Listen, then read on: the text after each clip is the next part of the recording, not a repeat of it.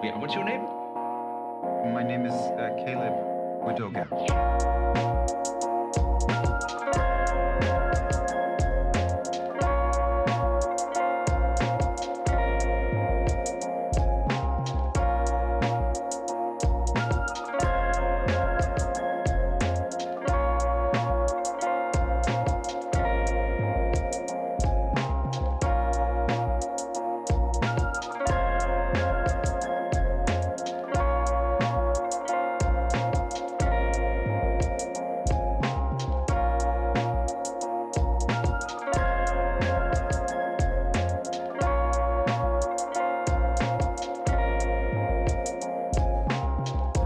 Curious.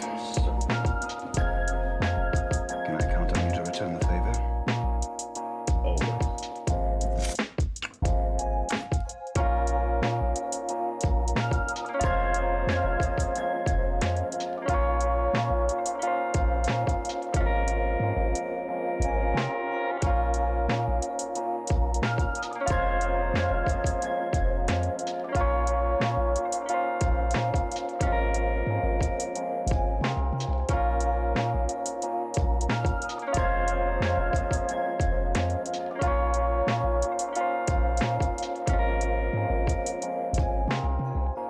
I studied when I was younger, and then I gave it up for a while.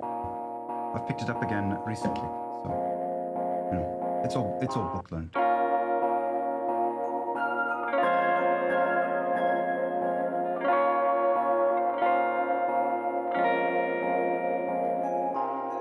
I'm following your lead here. This is your quest. I have things that I need to do that are not here, and I'm going to need help.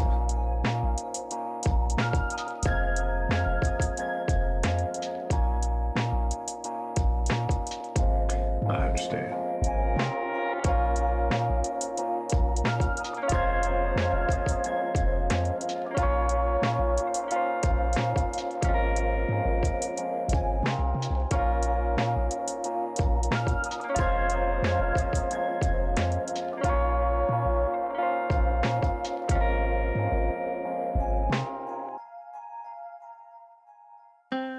Thank you, because I would not be alive if you had not.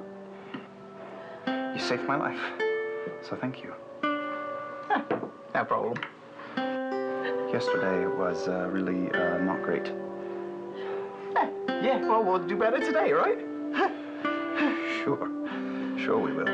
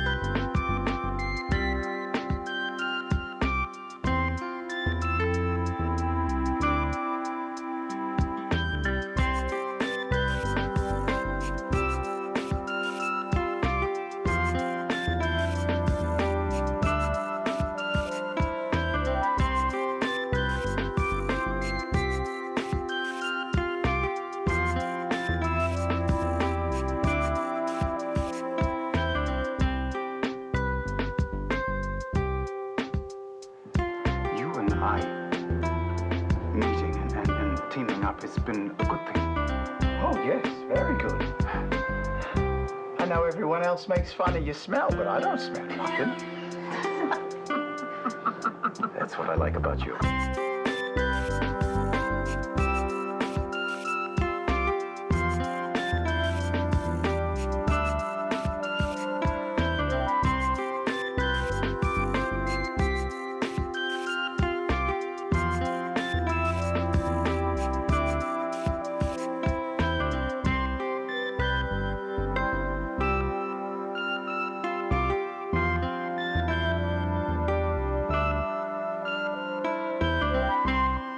you see the sun is coming up, but you can still see one or two up there. You see that one?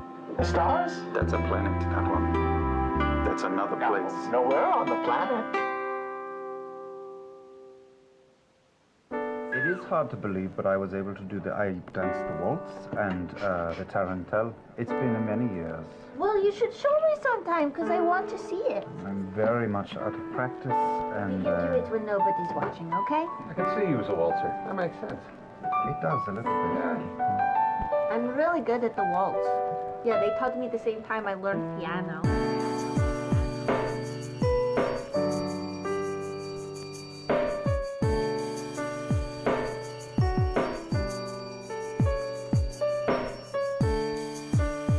Well, good morning, stream. You are always the better. Morning, Cameron. How we do?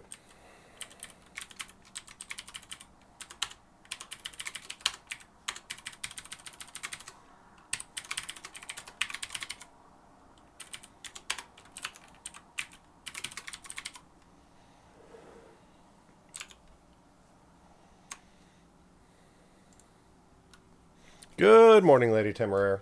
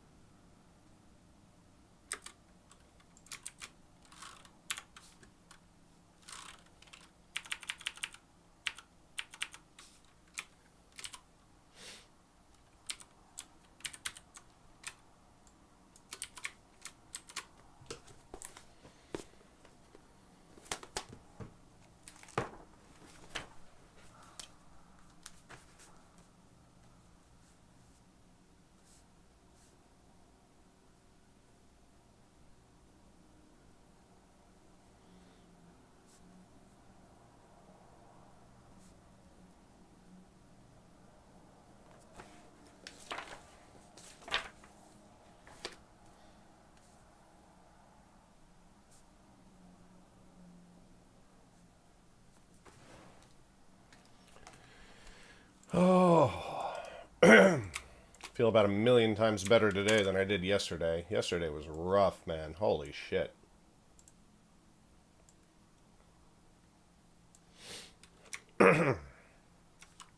Still have a little lingering sniffle, but yeah.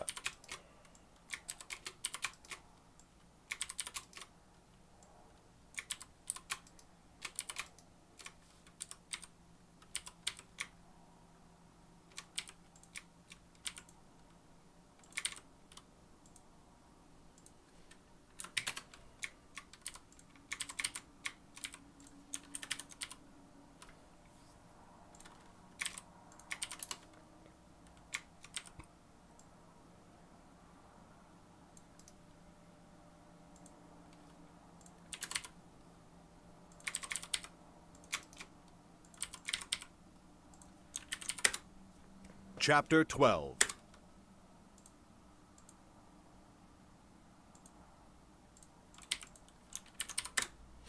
Chapter 12.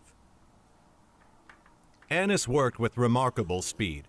Well before the next midday meal, she approached Lauren and Chet with Jem in tow.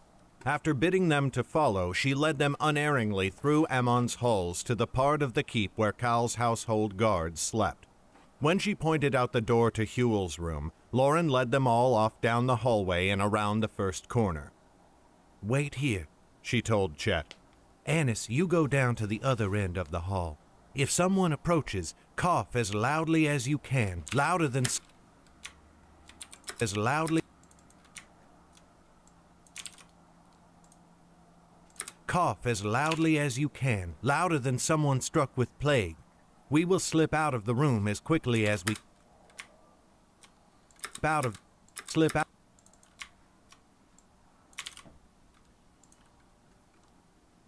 We will slip out of the room as quickly as we can." Jem puffed out his chest. "Mayhap I should stand guard. I may have the loudest cough in all the 9 kingdoms." "Who could doubt it?" said Lauren, letting no trace of a smile touch her lips. "But you can read where Chet and I cannot." The boy blinked. "I had not thought of that. Very well."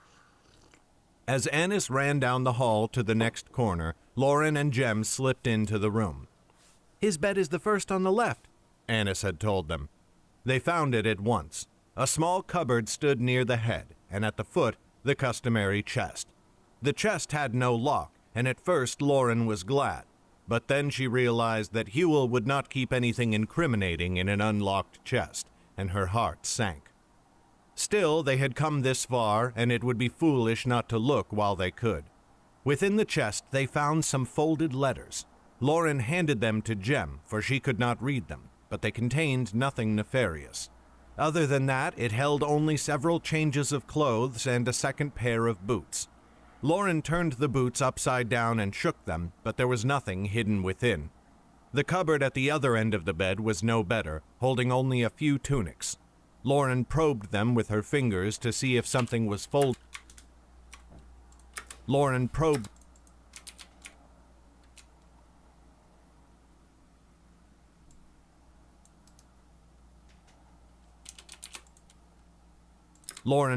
them with her fingers to see if something was folded inside, but they were only harmless cloth. They left the room as quickly as they had entered and walked away with Chet and Annis in tow. Lauren scowled as they walked, slamming a fist into her palm. "Nothing," said Lauren. "Not that there was any great hope, but I thought I might find some sign, a pendant with the shade's mark, mayhap." "I mean you no offense," said Jem, "but if this Hewell were careless enough to keep such a thing in his possession, I think he would have been discovered long before we arrived." "If he is even a shade in the first place," said Annis. "And since you will not tell us why you think he might be, I cannot offer any other ideas of how we might learn whether it is true." "Mayhap it is nothing," said Lauren. "This was likely a foolish idea in the first place. This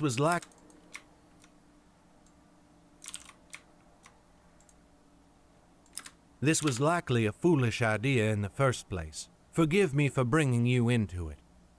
Chet stopped short, forcing the rest of them to do the same. "You did not summon us on some lark, Lauren," he said quietly. "I think you should tell them. Then they may understand why this is so important and why we should not stop our search here."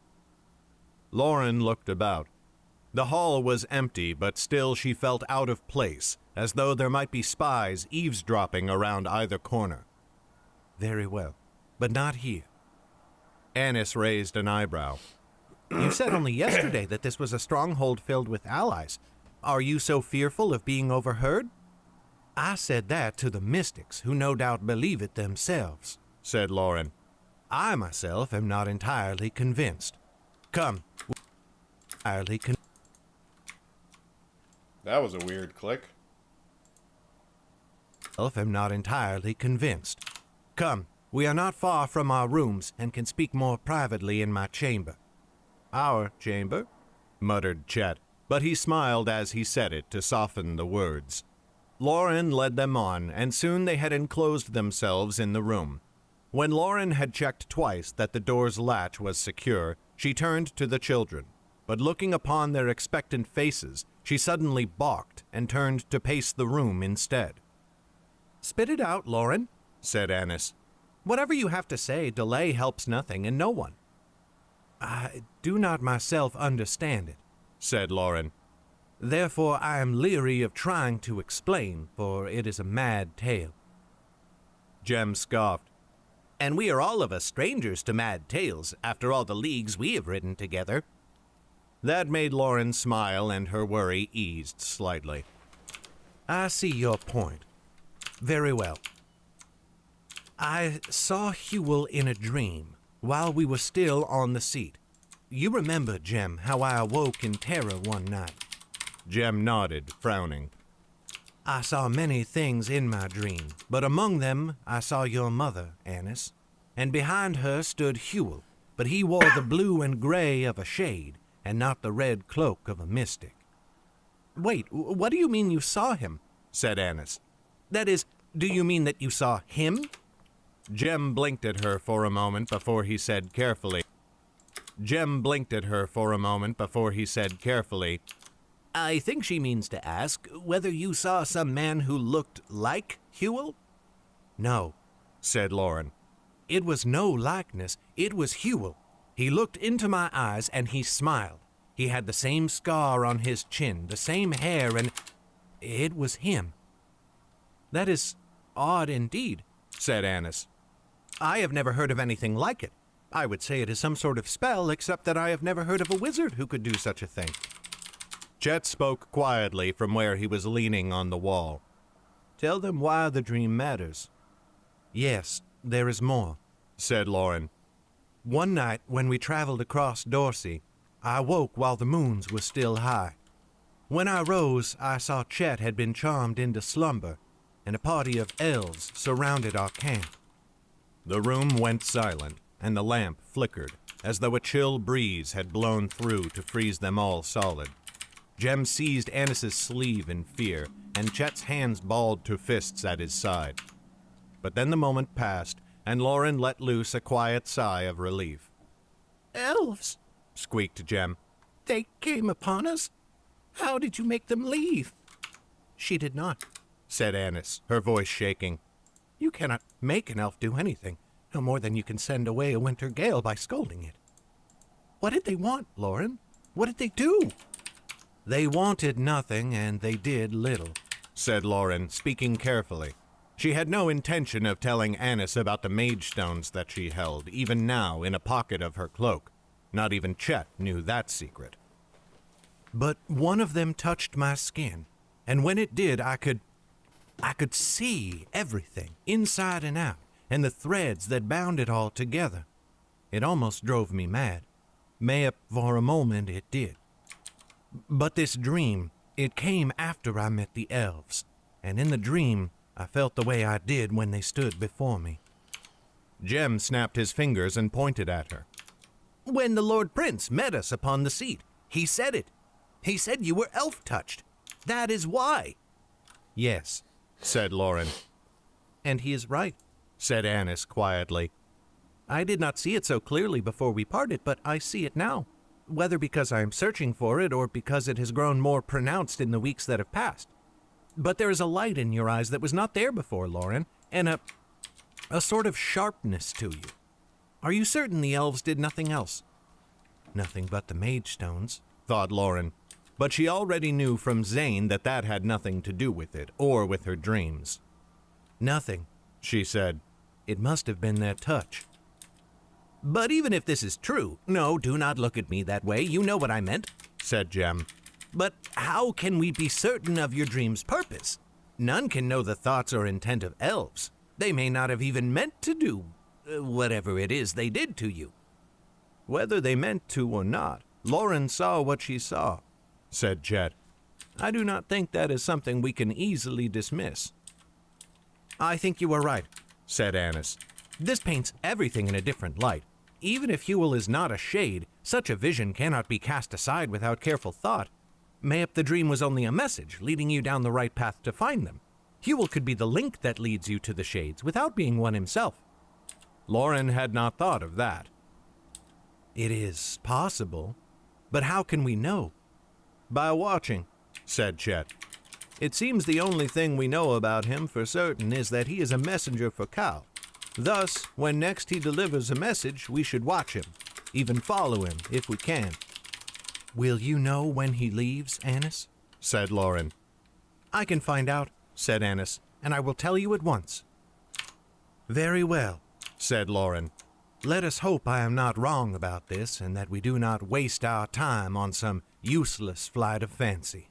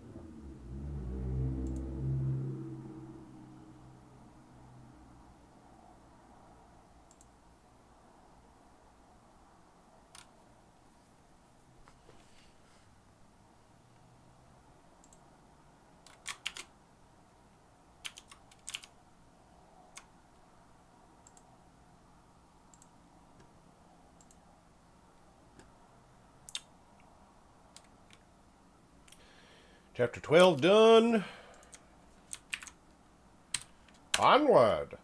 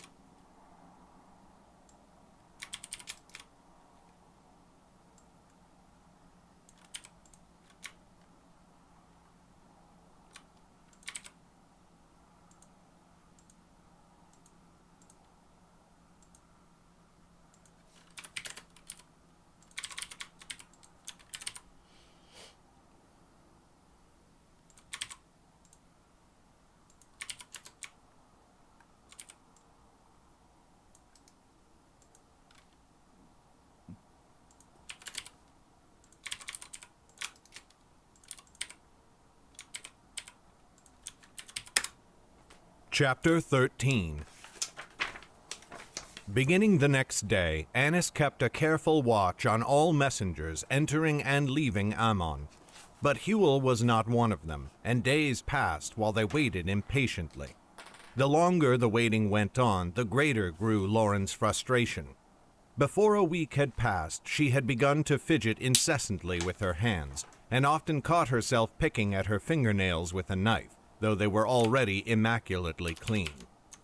Chet tried to be patient with her, but after she snapped at him on the fourth day, he loosed his own irritation. "If this bothers you so, why do you not bring the matter before Cal? You are the Nightblade. Word of your suspicion should be enough for him to take at least some action. Or at the very least, he might tell you when he next plans to send Huel out on some errand." "And what exactly should I say? I saw your messenger, Huel, whom you have known since he was a boy, in a dream, and he was dressed as a shade. Cal seems to place such great faith in me. He will likely clap Huel in irons straight away." They did not speak the rest of that day. Lauren managed to bring herself to apologize the next morning, but the situation only grew worse, and not least because Cal himself did not seem to need Lauren for anything at all. When she tired of lurking around the stronghold, hoping to catch Huel in some wrongdoing, she would often make for the Chancellor's council chambers. But every time she entered after a timid knock, Cal would send her away, saying that he knew no more than the last time he had seen her, and that she must be patient. He kept Annis close, however, and so at mealtimes Lauren would ply her for information. Yet Annis knew precious little, for she and Cal still spoke only of logistics and supply lines, and these bored Lauren almost to tears. After a time she accepted her fate, and she began to spend most of her days on the stronghold's training grounds. There, wrapped in her black cloak against the persistent rain, she practiced her archery. Albern had not had enough time to teach her the finer points of Colentin archery, but she remembered his lessons clearly, and over again she heard his lesson.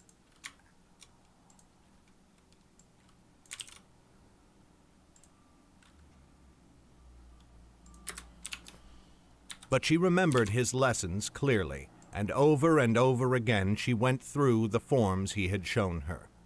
By now she had advanced to the point where she could draw an arrow and fire it in the space of a heartbeat, but her aim often suffered. If she wanted accuracy, she had to revert to the way she had learned to shoot growing up, placing the arrow on the left of the bow and holding it steady with her forefinger. Sometimes Chet came to join her. At first she tried to pass on what Albern had taught her, but he gave it up after only one afternoon. "I prefer shooting the way I have learned," he said.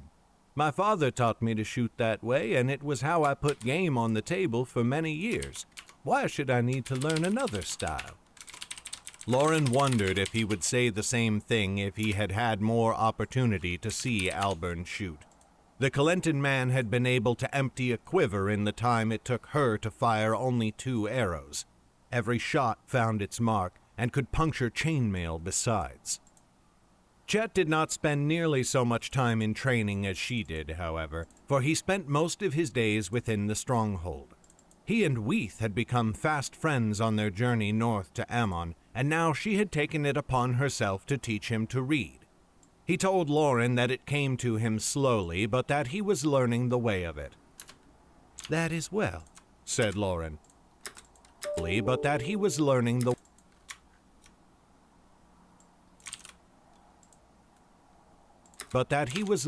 way of it.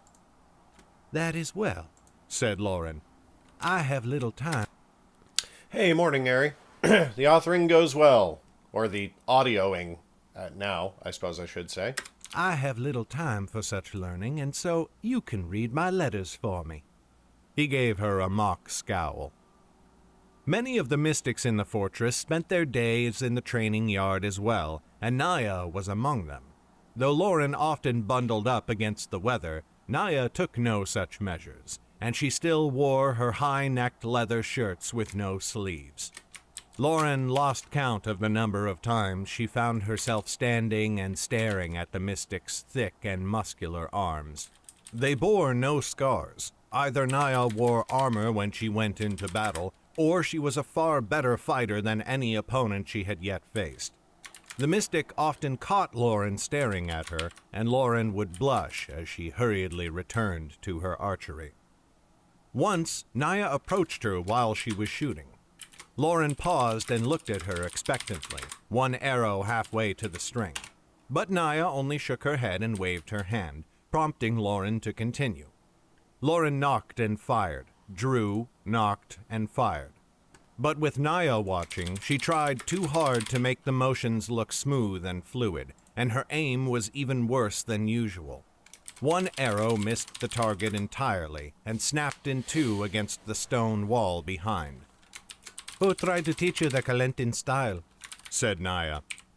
"You recognize it," said Lauren. "I thought you were from Weremage." "I am, and yet I have fought beside soldiers from all the 9 kingdoms.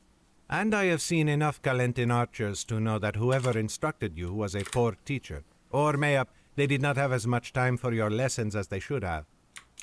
Lauren thought of Albern with a stab of heartbreak and of guilt. "It was the latter," she said quietly.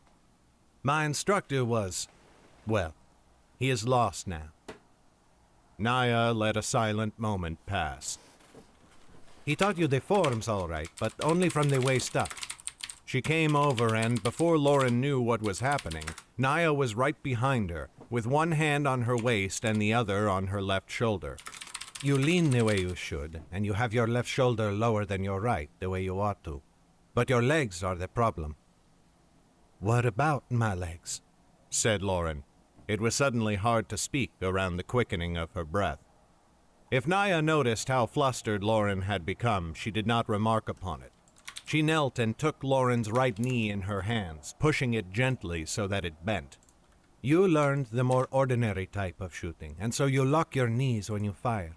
But your back leg should be coiled, like a serpent ready to strike, and you must use it when you loose."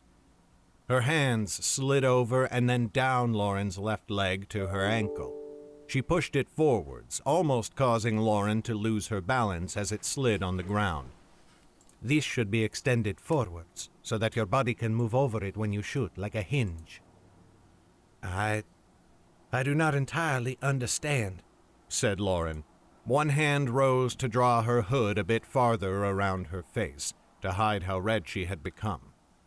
With a chuckle, Naya rose to stand behind her once more. She put her left hand on Lauren's waist and her right on Lauren's torso, just under the pit of her arm. "You use your whole body to fire, not just your arms. Act as a lever to propel the arrow forwards, like this." She pushed her hands together so that Lauren leaned forwards. "That sort of motion every time you shoot. It adds only a little more power to each arrow, but that little bit of power can be the difference between a killing shot and only a deep wound. And in the meanwhile, it adds a motion to your body that gives you better control over the arrow." Lauren could feel the woman's breath on her cheek. She had to force herself to speak. Listen, I know what people want. I know what people want.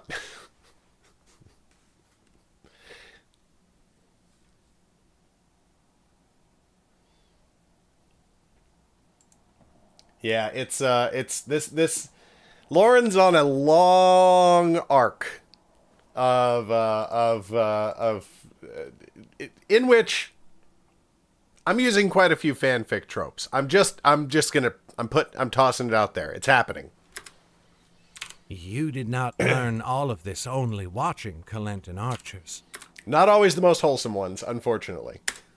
"I did not say I only watched them. Try it. Loose an arrow." Her fingers fumbling, Lauren drew as Albern had taught her and loosed towards the target. But the motion of her legs was unfamiliar, and the arrow clattered off the cobblestones before skittering past the base of the target. "Your training has gone amiss. That was my worst shot yet. My advice is sound, but you are too well practiced at doing it the wrong way. said Naya. Keep at it, and mayhap one day you will shoot like a true Kalentin. She stepped back, and Lauren loosed a long, low breath. But then Naya slapped her rump, and she jumped into the air, barely restraining a scream.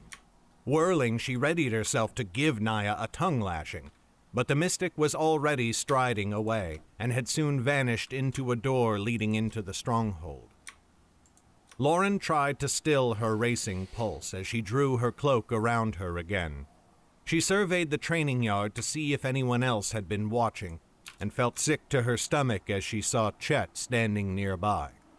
He was under an awning, one hand still on the door through which he had emerged, and for half a moment Lauren hoped he had only just come out. But the look on his face told her that he had been there long enough, at least, to see the moment when Naya left. Lauren forced a smile and waved to him, and slowly he made his way over to her. Who could have known that mystic training was quite so involved? Said Lauren lightly. She knew at once that it was a foolish thing to say, but she could not remain silent against the smoldering anger in his eyes. His expression was not unfamiliar to her. She had seen it often enough in the birchwood, but then it had been directed at her father, every time he would lay his hands upon Lauren. Chet ignored her poor attempt at a joke. I do not like that mystic woman. You are being ridiculous. His nostrils flared. Do not do that. Do not dismiss what I say as though it has no foundation, as though we both did not witness what just occurred. Lauren sighed. She stepped up to him and placed a hand upon his cheek. Danny knows what's happening. You should not worry over such trivial things. We have been sent here to Ammon for a purpose. Whatever game Naya plays at is nothing compared to that. He glowered in the direction the woman had gone. We were sent here for a purpose, yes. What was she sent here for? Now Lauren was beginning to grow frustrated. Are you angry at her or at me? Why should I be angry with you? He blinked twice, clearly flustered. She is the one who behaves poorly. Then do not show anger when I am around and she is not. Let her act how she wishes. Why should we care? I am my own person. Do you not trust me? Chet looked at her for a long moment. She studied his chestnut eyes, never flinching. Very well, he said at last, quietly. You were right. Of course I trust you. Lauren smiled at him, but in the back of her mind she could not quite quell her own doubts. She still felt a flutter in her chest when she thought of Naya's hand on her waist, and she could still smell the woman's breath on the edge of her cowl. Without warning, she snatched Chet's hand and dragged him towards the door that led into the stronghold. Come with me. He nearly stumbled as he trotted after her. Where are we going? To our bedchamber. I mean to prove myself still further. Brown chicken, brown cow is, I believe, what the kids are saying these days.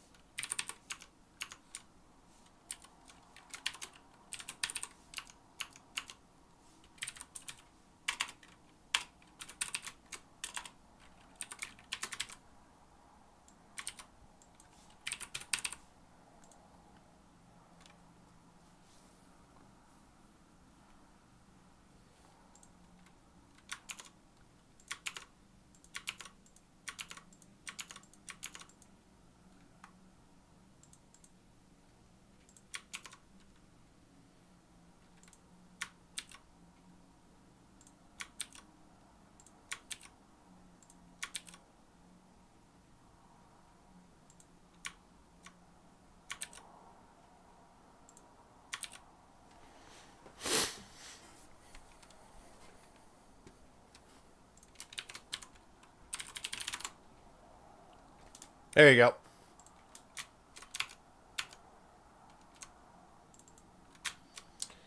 Chapter 13 done.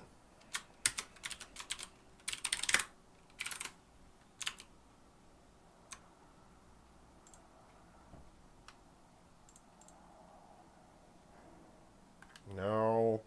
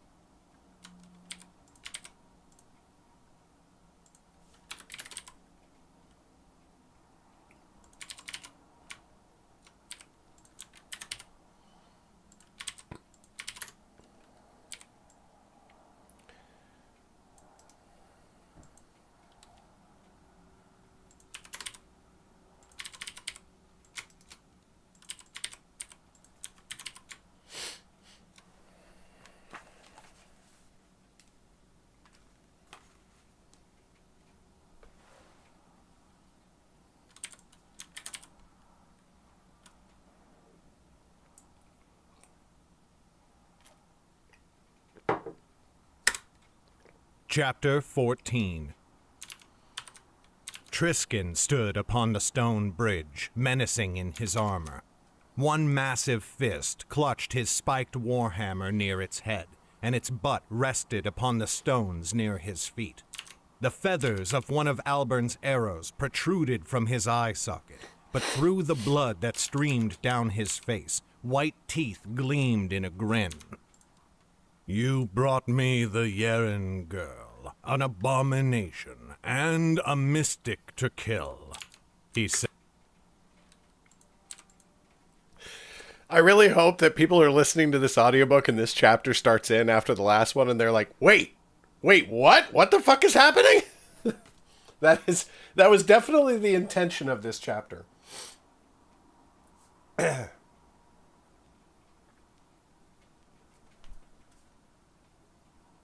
Like they should pretty quickly understand, he said. Sick laughter poured from his throat, dragging rotten fingernails of terror up Lauren's back. I could have asked for no finer gifts. I brought you nothing, she screamed, for the storms had started and she could hardly hear herself over the thunder. We killed you. How can you kill that which will not die? He said, throwing his head back and cackling. How can you kill that which serves death itself? Then she saw that he stood on a cairn. She remembered it well. They had built it over Jordel's body. She fell to her knees, weeping as she had when first they buried the mystic. And then she fell back, shrieking in terror, as a hand covered with desiccated flesh burst from the mound of stones. She landed hard on her rear end, wincing from the impact on the stone bridge. Except that she was no longer on the stone bridge. Instead, she lay upon a soft and silken bed, and fine cloth of many colors was draped upon the walls of the room. 2 torches were mounted in sconces, but to Lauren they seemed far too large, and their flames licked at the drapes. Her sharp intake of breath brought the sense of fine perfume and wine, and she realized that she was in a house of lovers. Blushing furiously, she pushed herself up, intent on leaving, but she went stock still as the room's door opened. The lover entered, a woman Lauren had never seen before. She looked like an Idrisian, and her long black hair was worked into a single fine braid. Though she was clothed, the fabric was sheer enough to deepen Lauren's blush considerably. The lover's gaze locked on Lauren, and she swayed as she made her way towards the bed.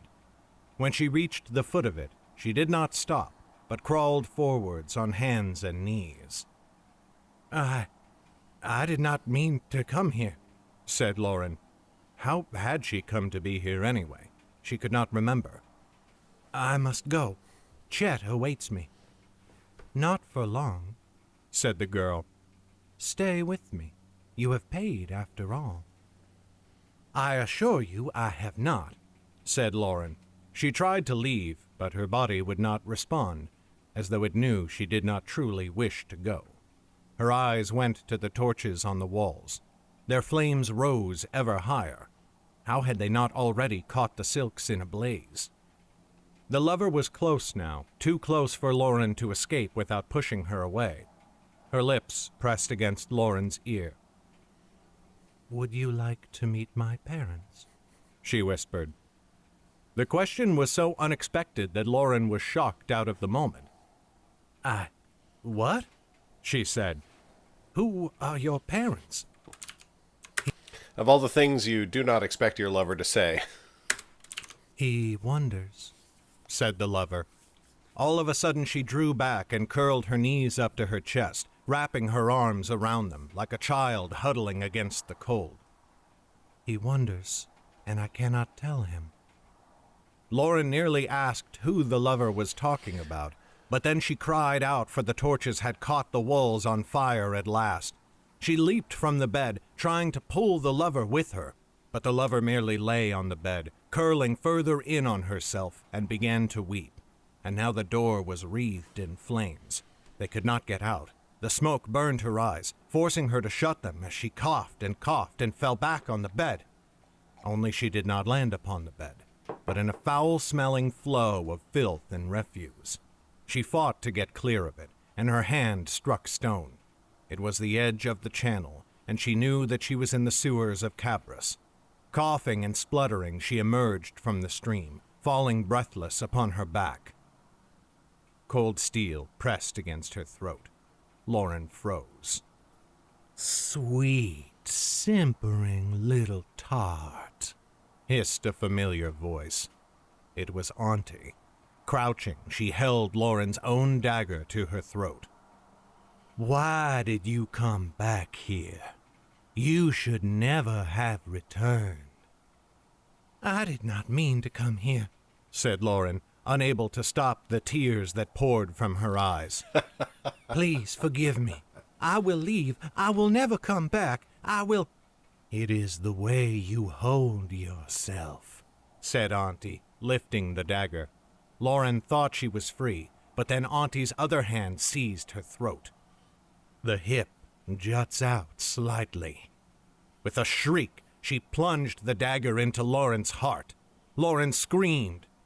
"That might be a stance of rest, but this hand you hold a bit farther from your body than the other." She withdrew the dagger, but only to sink it into Lauren's heart again, and then pull it out, and then again, and now Lauren could not even scream, for only blood came bubbling up from her lungs.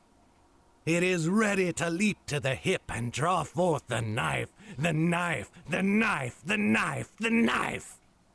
The world slowly went black, and Auntie's furious screams faded to nothing. Then in the blackness, Lauren heard the sound of rushing water. She opened her eyes. When had she closed them? And saw that she stood in a city of gold. It was built around a waterfall, the source of the sound she had heard. The city was built in 2 levels, one at the bottom of the falls and one at the top. The buildings all glistened and gleamed with gold trim, which shone all the more in the light mist that pervaded the air. She was on a balcony not unlike the one she had had in the High King's palace, one that afforded her an excellent view of the city and the lands all around, a landscape similar to the one surrounding Ammon, with strange trees that hid dark pathways. "Welcome to Dahab." The voice made her jump. She turned to see Huel standing beside her on the balcony. He did not look at her, but only leaned on the railing, looking out. Again he wore the blue and gray of the shades. Without warning, he sprang up on the railing, and then his mouth became a beak, his feet claws, and his hands wings. He had turned into a crow. With a raucous cry, he took to the air, soaring higher and higher as he spiraled up into the mists coming off the waterfall. Her mind flashed a word. Weremage. Lauren watched the bird soar for a moment, and then she found that she was no longer upon the balcony. Now she stood upon a huge pillar of stone in the midst of the river near the bottom of the waterfall. Hey, Vale, what up? Its roar deafened her, and she could barely keep her footing upon the slippery rock.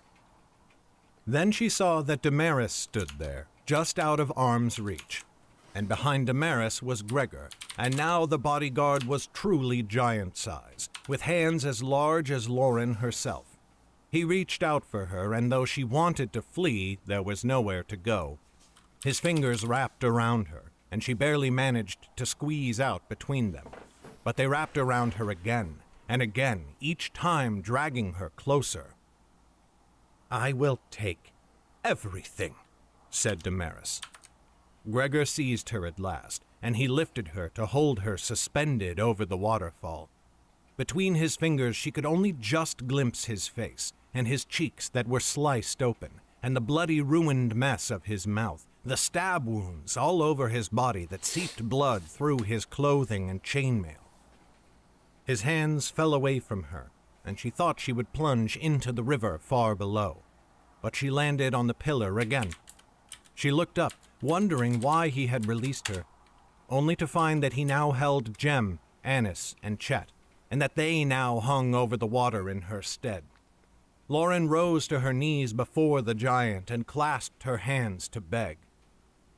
"Please, let them go," she cried. "Let them go. You want to kill me. Since the beginning, you have only wanted to kill me. Since the beginning, you have only...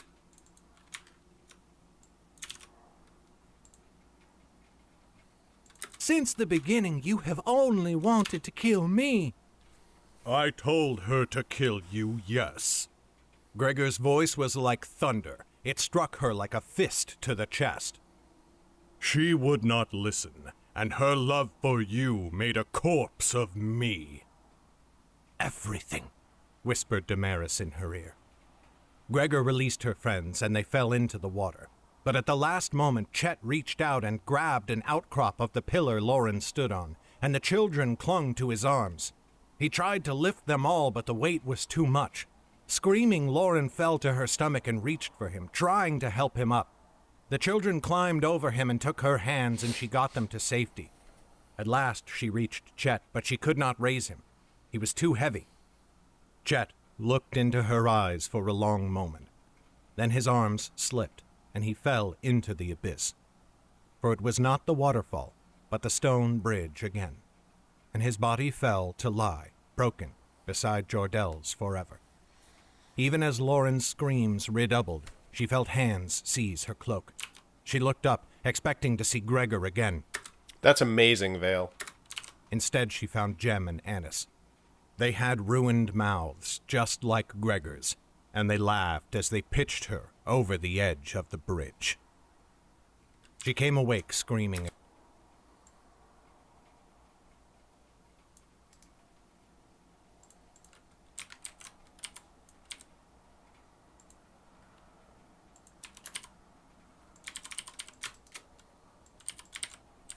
Bridge. She came awake screaming again.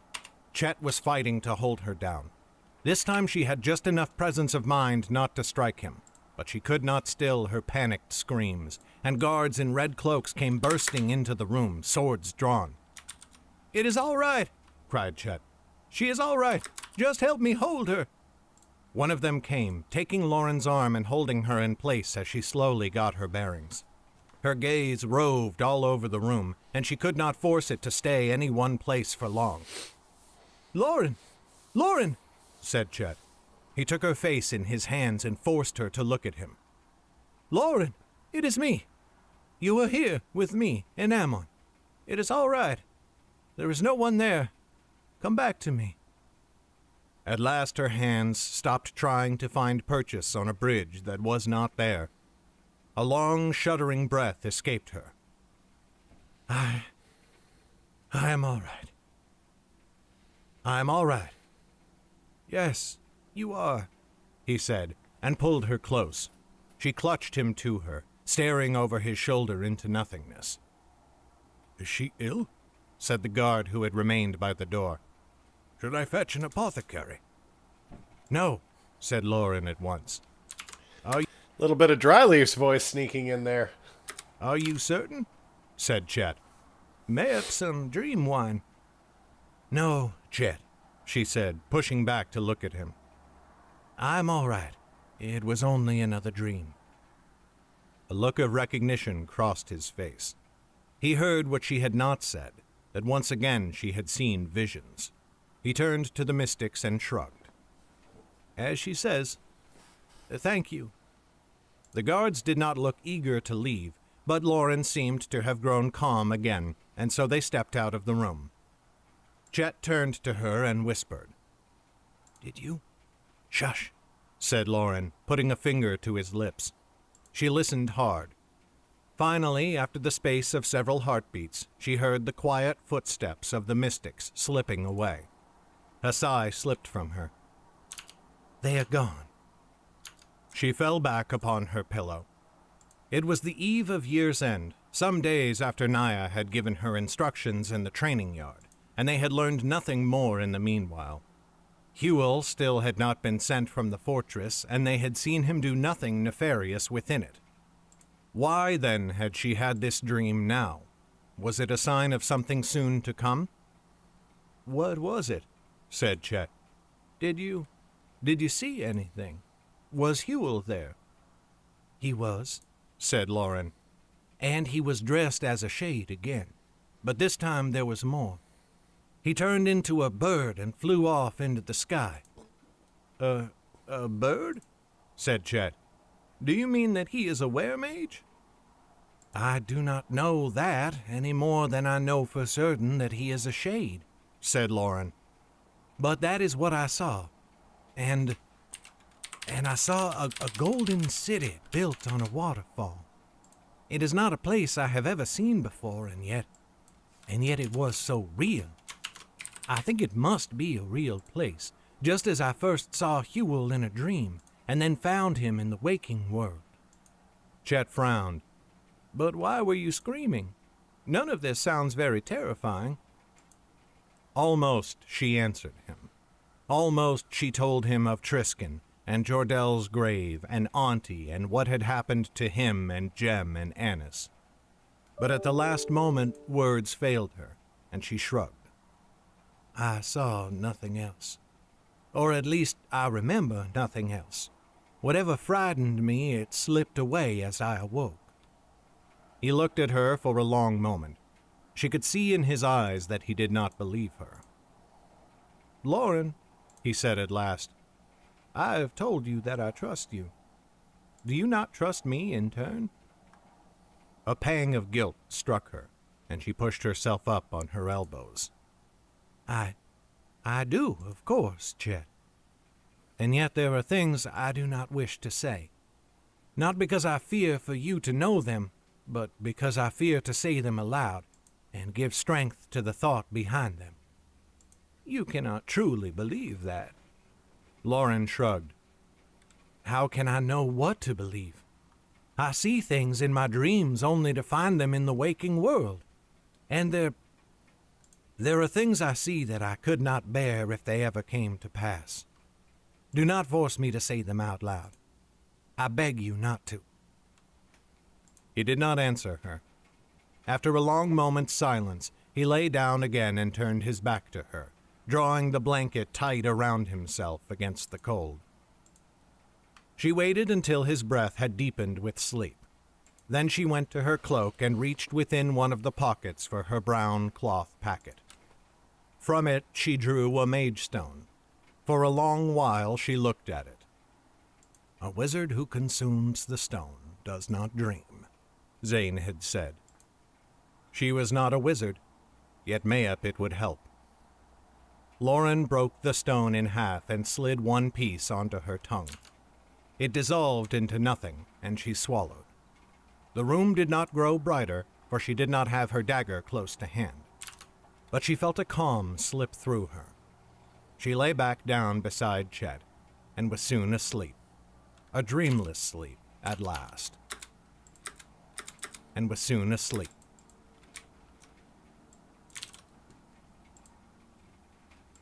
And was soon asleep. A dreamless sleep, at last.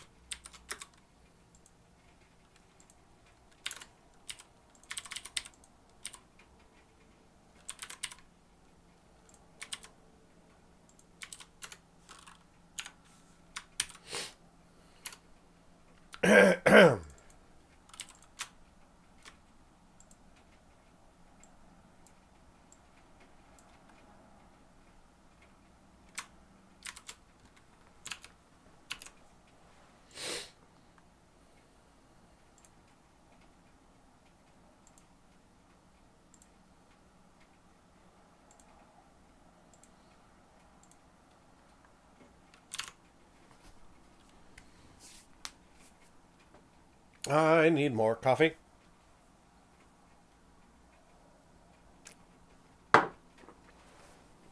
Get these files uploading and go take care of that real quick. I think we can get one more done. Get her done.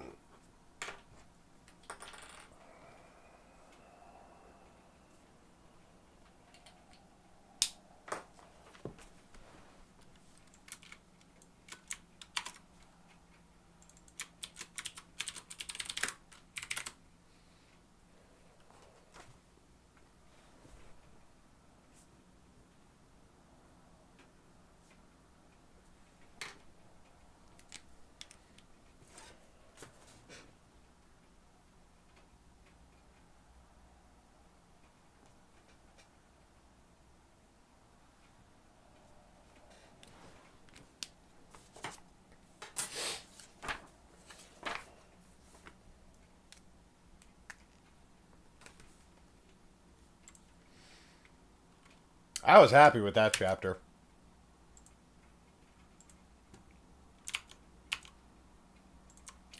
I like how that one came out.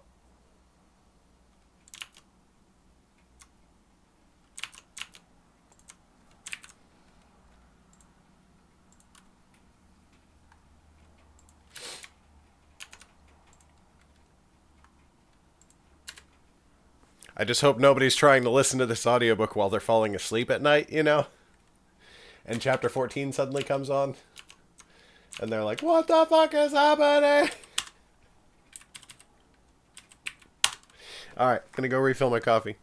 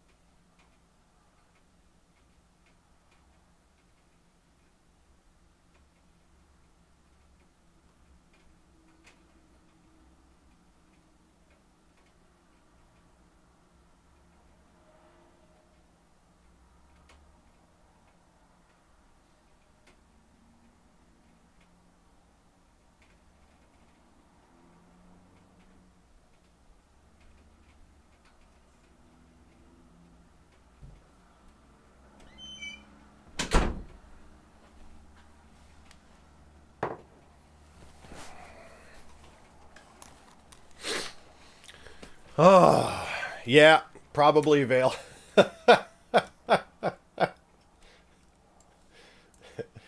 Drifting off to sleep at night. Chapter 13 slowly comes to a close. Everything is quiet. Chapter 14. Triskin stood on the bridge, his spiked warhammer and... Ah!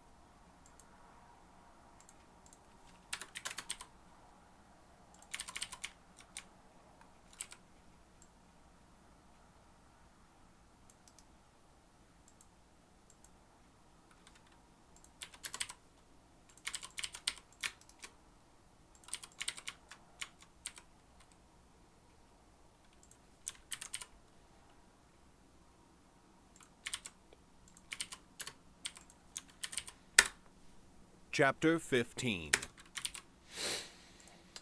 Chapter 15.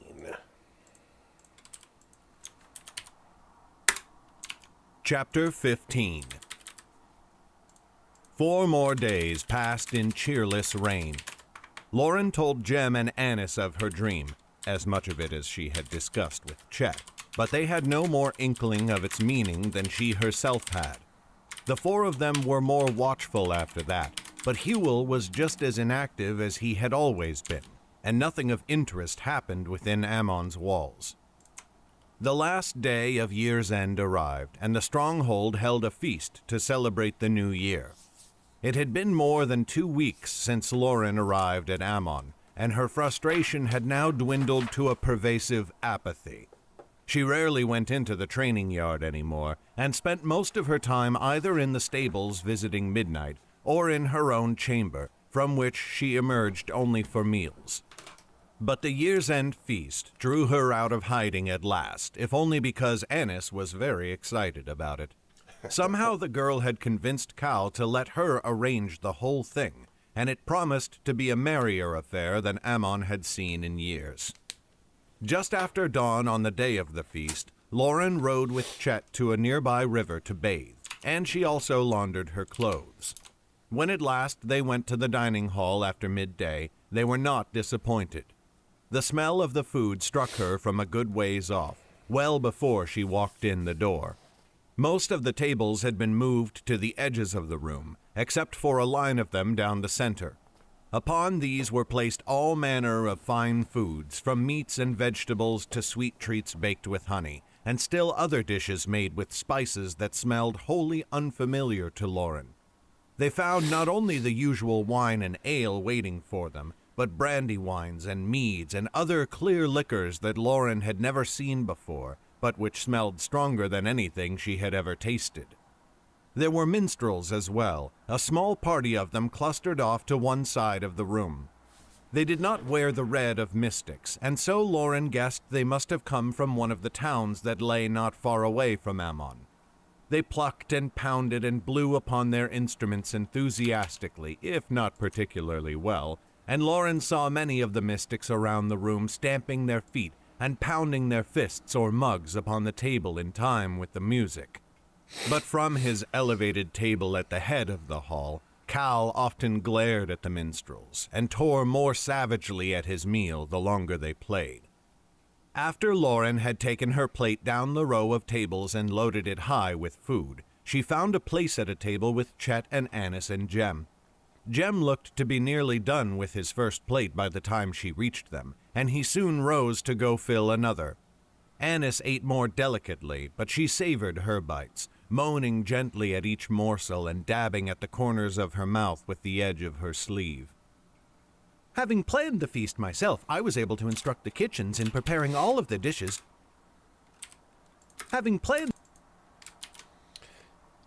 Big ol' pop on that planned.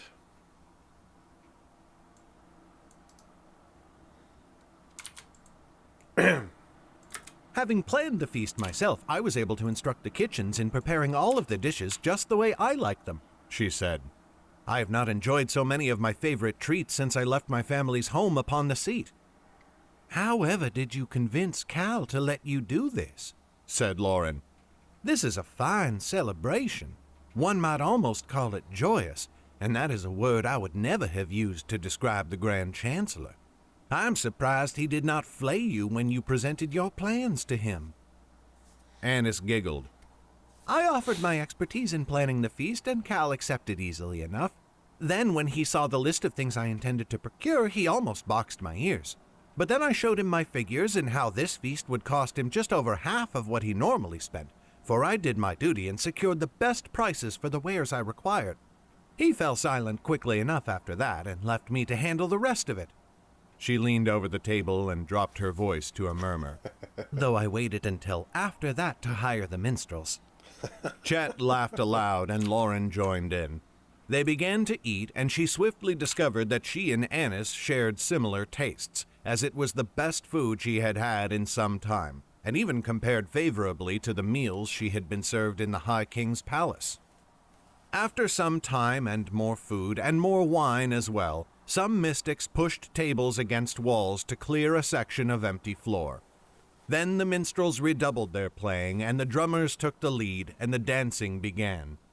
Lauren had never dreamed she would see these warriors, who were always so grim in their red cloaks, laughing and prancing upon the stone floor like the villagers from her home in the birchwood.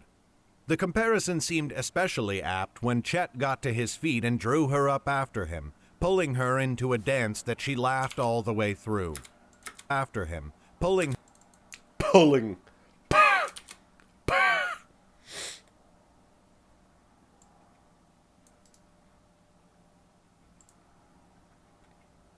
drew her up after him, pulling her into a dance that she laughed all the way through. We have never danced together. Do you realize that? He said, as one song finished and they waited for the chords of the next to begin. She smiled at him, but then the smile dampened, for his words brought her parents to mind.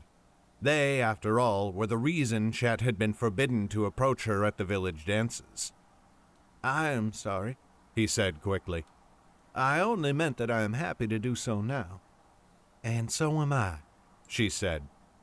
I wish we had had years of this. We should not let that fate befall others. Speaking of chapter whiplash, she pointed back to their table, where Jem and Annis still sat. Annis had begun to fiddle with her fingers, and every so often she looked nervously over at Jem. The boy did not seem to notice her, for his gaze wandered the room, lingering on the table where their mystic friends sat. Chet's gaze met Lauren's, and he nodded as he took her meaning. As the next song began, they ran up to the table. Lauren seized Jem's hands and drew him up, while Chet did the same to Annis. Come, Master Urchin, said Lauren. I know you are a scholar and an expert thief. Let us see if you are a dancer as well. It soon became apparent that he was. The minstrels struck up a tune as old as the mountains, to which Lauren had learned the words of a song of the moons, Annalyn and Merida. But 100 voices in the hall broke out into nearly as many songs, for bards in all the 9 kingdoms had written different poetry for the same notes. That made the dancers laugh, and Jem's feet danced lightly upon the stones in time with Lauren's as they whirled around each other. Lauren was almost as surprised at his practiced ease as she was at Annis's awkwardness, for the girl's feet fumbled as she did her turns with Chet.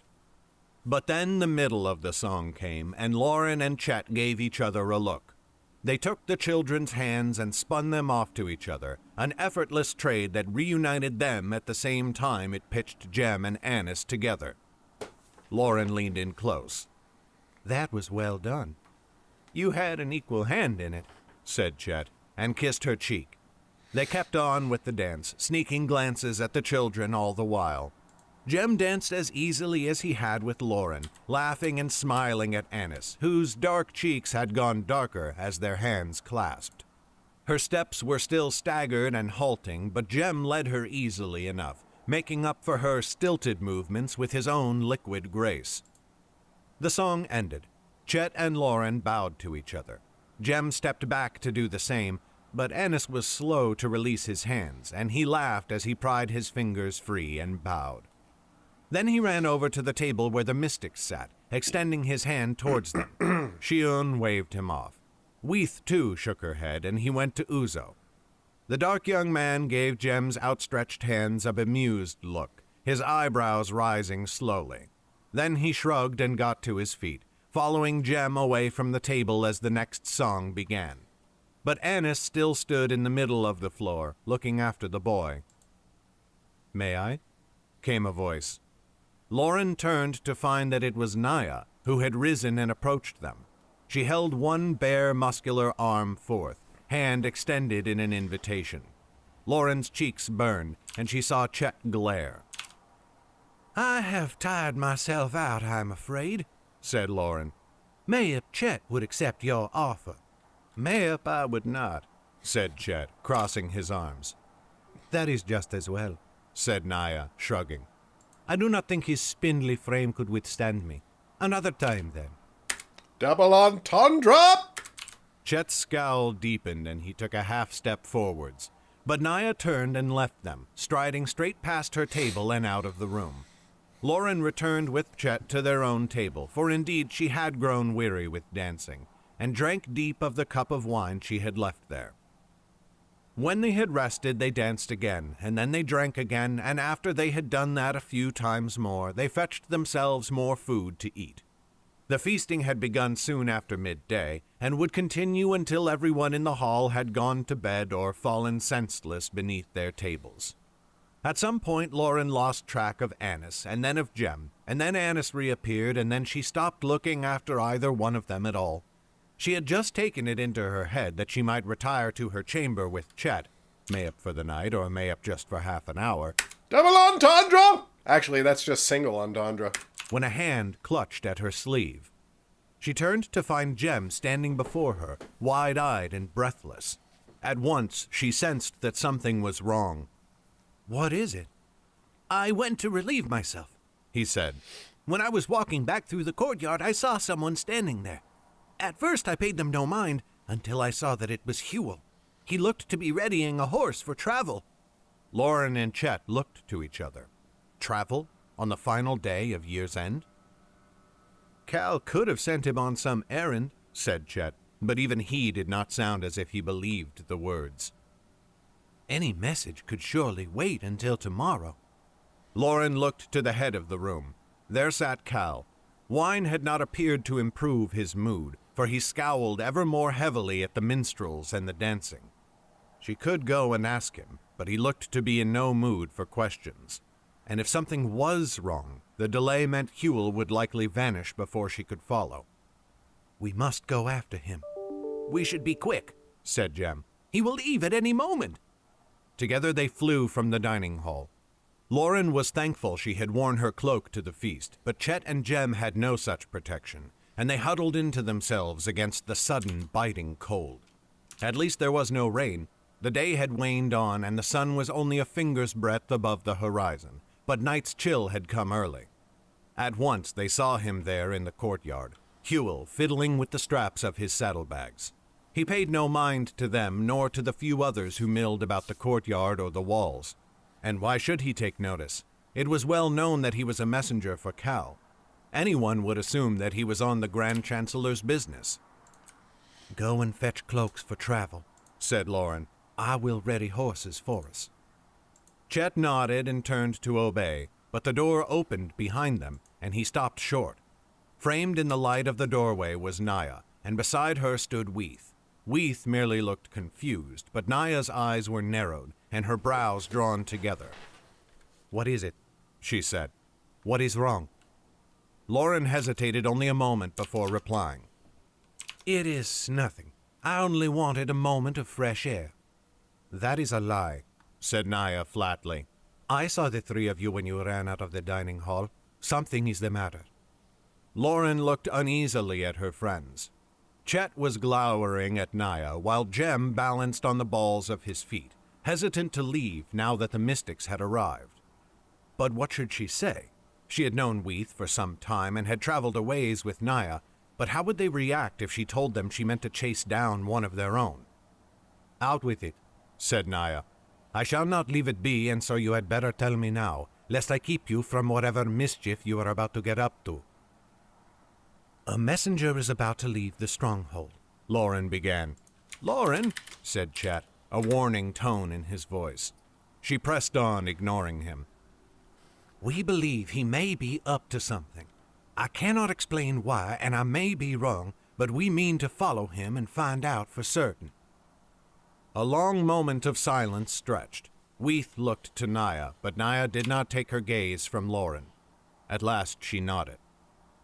"Weeth, fetch Shion. We may need her to track him." What do you mean?" said Lauren. "We are coming with you, of course," said Naya. "Or have you forgotten that the Lord Prince himself assigned us to your service?" Lauren had pointed out before that the Lord Prince only bound the mystics to bring her to Ammon, but she did not repeat the point now. They had wasted too much time already. Glancing over her shoulder, she saw that Huel had already left the upper courtyard. "Very well," she said. "Get ready to ride as quickly as you may. And Chet, fetch those cloaks now." He frowned for a moment, looking distrustfully at Naya, but then ran to do as she said. Lauren looked at the mystics and tossed her head towards the stairs. "Let us get on with it, then, and hope that we are not already too late."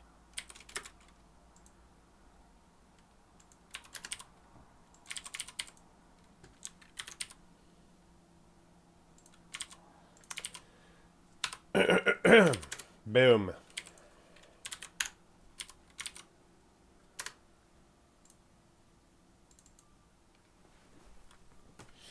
Chapter 15 done.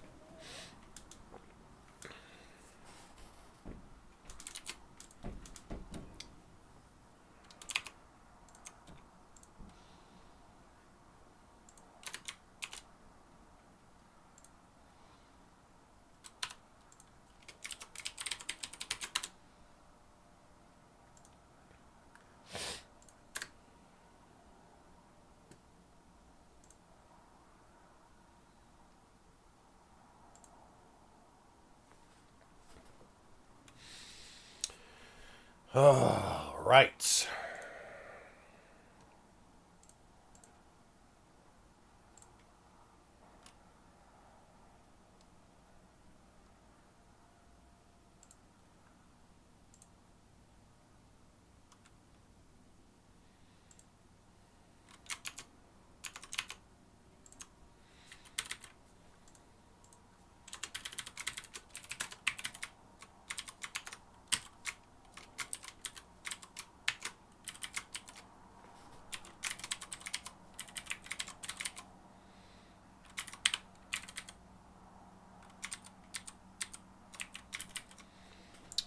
Dope, and we're up to 6 hours.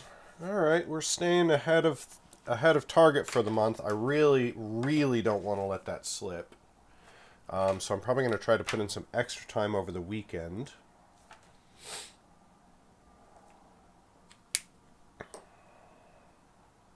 Yeah, we'll see how that goes. We got a good start at the beginning of the month, and I really want to keep that going. But for now, I am done and must find someone to raid. Who shall we raid today? Who streams?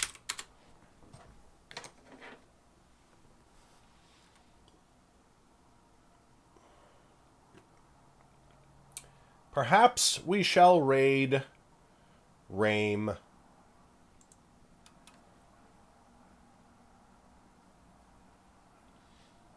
Weremage is a wonderful music creator on Twitch.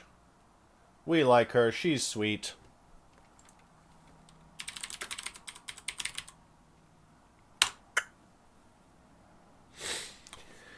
Oh, and I will be back for another stream tomorrow. D&D is tonight, so I might be a little late, or maybe just a little slow tomorrow. We shall all find out together. But in the meantime, thanks for coming and hanging out, everybody. Good to see you, Danny, Lady Temporary, Vale, Cameron. I feel like I'm going to miss somebody. If so, I'm very terribly sorry. But, yeah. Peace out, everyone. Hope you have a wonderful rest of your day, and we shall continue on the audiobook tomorrow. Actually, let me just check real quick. Where are we at? Oh, God. We're close to halfway there, but we won't quite hit it tomorrow, especially with it being a Friday, and I got to email the list and do some final BookBub stuff. BookBub starts tomorrow, or the sale for the BookBub starts tomorrow.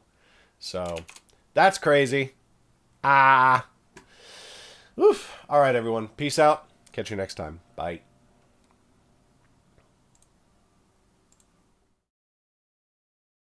Make 'em drop dead, you a killer. Shower you with all my attention. Yeah, these are my only intentions. Stay in the kitchen cooking up, cut your own bread. Heart full of equity, you're an asset. Make sure that you don't need no mentions. Yeah, these are my only intentions. Picture perfect, you don't need no filter. Gorgeous, make 'em drop dead, you a killer. Shower you with all my attention. Yeah, these are my only intentions. Stay in the kitchen cooking up, cut your own bread. Heart full of equity, you're an asset. Make sure that you don't need no mentions. Yeah, these are my only intentions. Picture perfect, you don't need no filter. Whip it. Gorgeous, make 'em drop dead. You a killer. Okay. Shower you with all my attention. My attention. Yeah, these are my only intentions. Say what? Stay in the kitchen cooking up, cut your own bread.